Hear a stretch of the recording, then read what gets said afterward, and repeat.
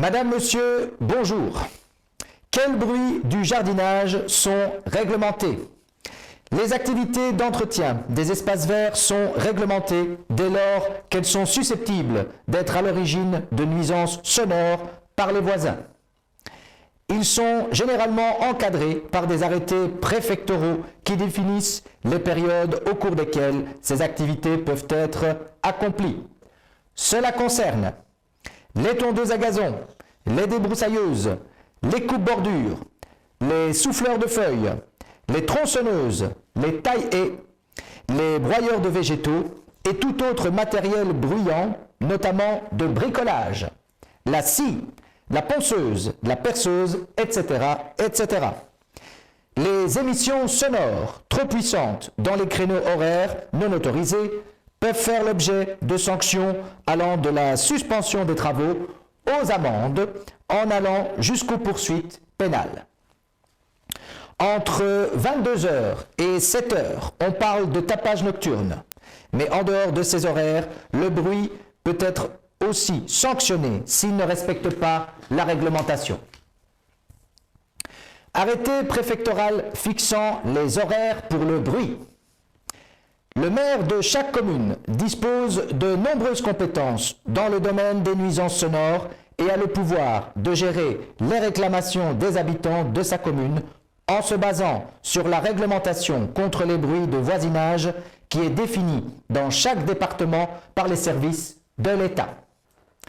Il peut aussi prendre des arrêtés municipaux en complément de ceux de l'arrêté préfectoral de votre département. Il convient donc, avant d'entreprendre des travaux, de vous renseigner auprès de votre maire sur les plages horaires autorisées.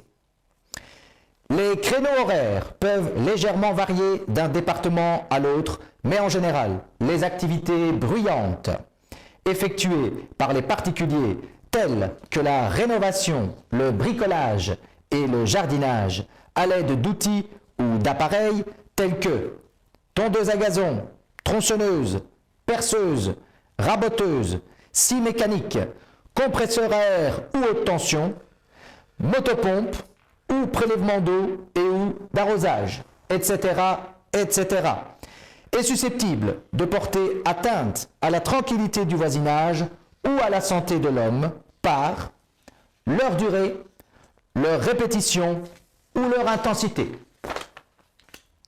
Ne peuvent être effectués à l'intérieur ou à l'extérieur des bâtiments que les jours ouvrables de 8h30 à midi et de 14h à 19h, les samedis de 9h à midi et de 15h à 19h, les dimanches et jours fériés de 10h à midi. Gérer les conflits de voisinage liés au bruit.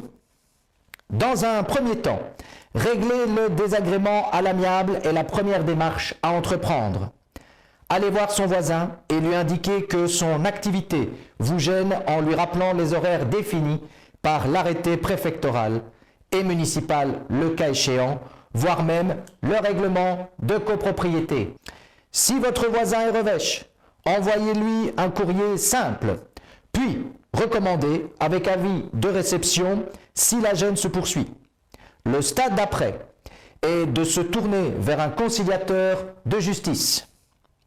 Si vous prévoyez d'entreprendre un recours contentieux, vous devez alors faire appel à un huissier qui établira un constat des nuisances et c'est ensuite une juridiction civile, un juge de proximité en général, qui prendra une décision.